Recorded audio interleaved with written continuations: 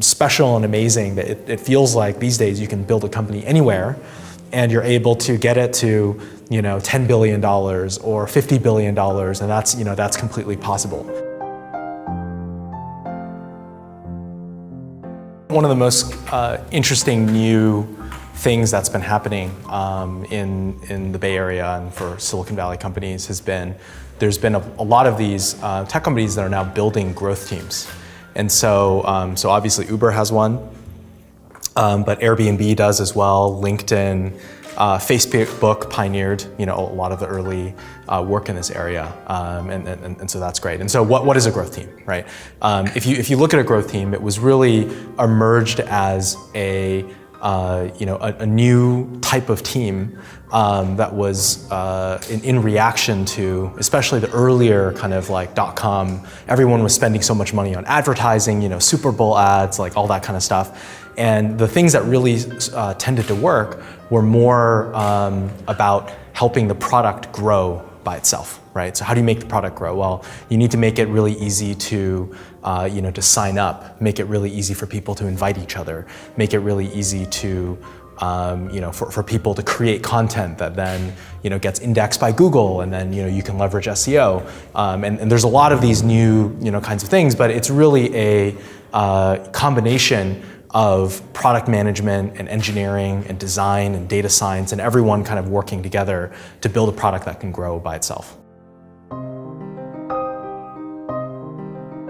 What you see many of the growth teams doing is they will take their product experience and what they'll do is they'll divide it into a bunch of different areas. So one area will be acquisition. So how do you expose your product to more people?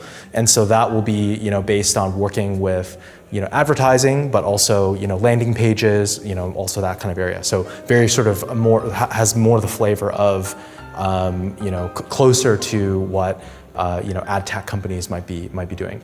But then you get into a world of like, okay, well, what's the onboarding process and how do you activate people? So then that's much more about, okay, once you get into the actual app itself, how do we get our customers into the magic moment of really experience the value proposition, right? How do we streamline that? How do we actually understand that, in order to Facebook very famously, said, can we get people to have 10 friends within 7 days?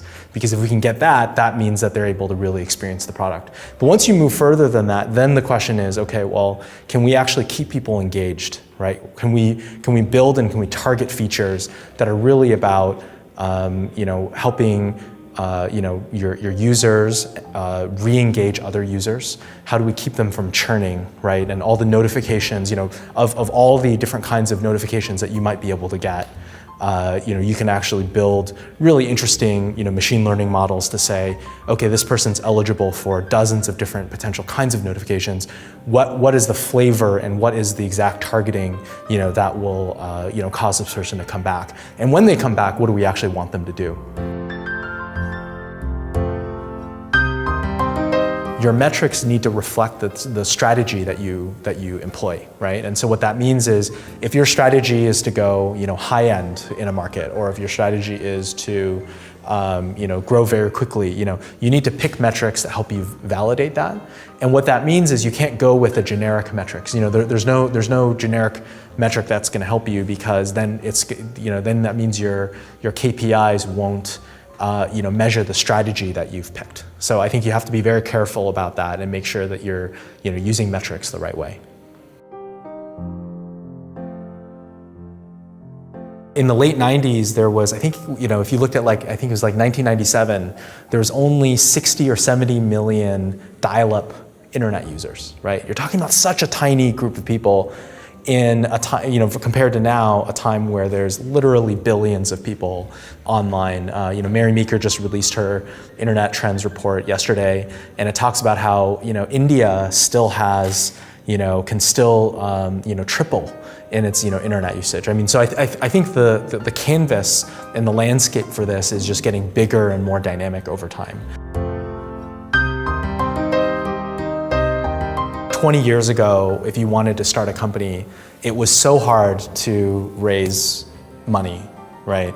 And in order to, in order to actually build a website, you needed to actually go to like a data center and rent a locker and put like computers into like this locker. I mean, it's like crazy, right? And then, by the way, if you wanted to, actually build all the software, there wasn't any open source software, so you had to write a lot of it yourself. And now we're in a world where you can be a 21-year-old and go into Y Combinator and get all this amazing stuff.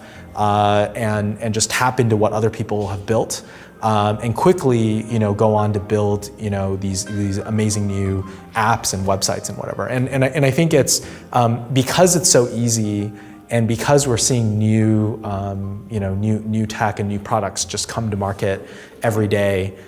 Just look at Product Hunt, right? Or just look at AngelList. Like you look at, all the products and all the companies that are coming every day. There is just so much out there.